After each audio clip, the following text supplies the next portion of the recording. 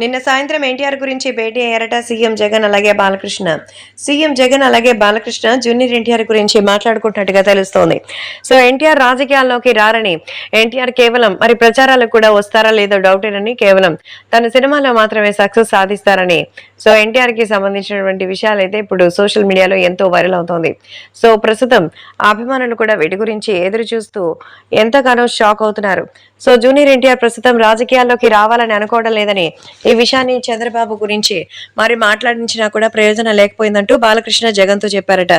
So మీ party తరపున ఆయన వస్తారా లేదా అనేది ఆయన పర్సనల్ ఇంటెన్షన్, కానీ తెలుగుదేశం పార్టీతో మాత్రం ఎలాంటి సంబంధం లేదని, కాస్త ఇంకా కూడా ఇబ్బందులు పెడుతోందని సమాచారం.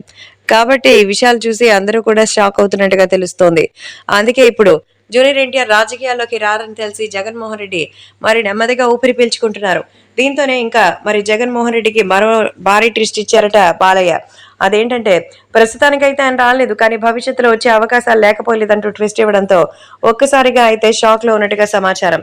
కాబట్టి ఇప్పుడు జూనియర్ ఎన్టీఆర్ కి సంబంధించి మరి ఏపీ సీఎం జగన్మోహన్ రెడ్డితో వీళ్ళు మాట్లాడుకున్నట్టుగా అయితే తెలుస్తోంది.